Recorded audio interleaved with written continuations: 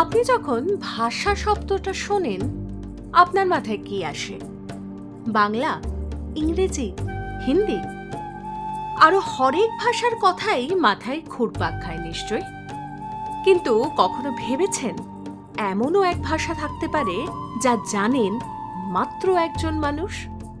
হ্যাঁ, আজ আমরা গল্প বলবো তানিমা ভাষার, যা পৃথিবীর সবচেয়ে ছোট ভাষা। তানিমা ভাষার জন্ম দক্ষিণ প্রশান্ত মহাসাগরের সলোমন দ্বীপপুঞ্জে, একটা ছোট্ট দ্বীপ ভানিকোরো। এই দ্বীপেই একসময়ে তানিমা ভাষায় কথা বলতো গোটা একটা জনগোষ্ঠী।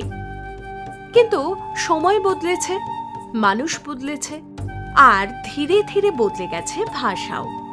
আজকের দিনে তানিমা ভাষা জানেন মাত্র একজন মানুষ, একজন বয়স্ক ব্যক্তি, যিনি এই ভাষার শেষ জীবিত বক্তা।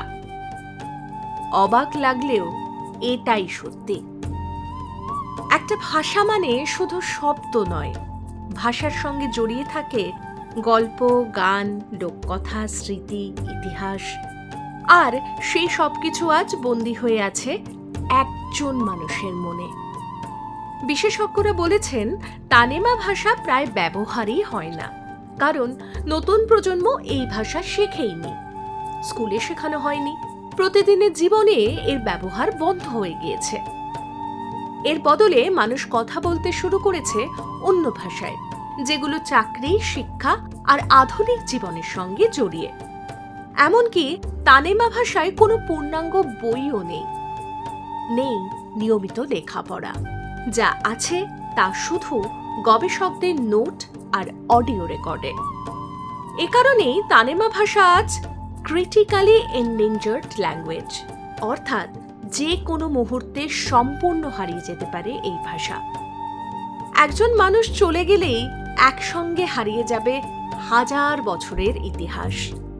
ভেবে দেখুন, যেদিন তানিমা ভাষা বিলুপ্ত হবে, সেদিন পৃথিবী থেকে হারিয়ে যাবে এমন কিছু ভাবনা যেগুলো আর কোনো ভাষায় নেই, কারণ প্রতিটা ভাষা পৃথিবীকে দেখে নিজের চোখে।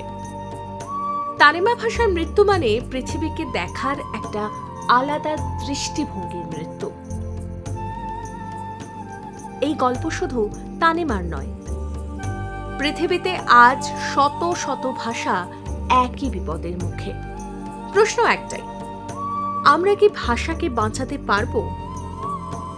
তানিমা আমাদের মনে করিয়ে দেয়, মানুষ শুধু প্রযুক্তি বা শহর নয়, মানুষ মানে ভাষা, গল্প আর স্মৃতি।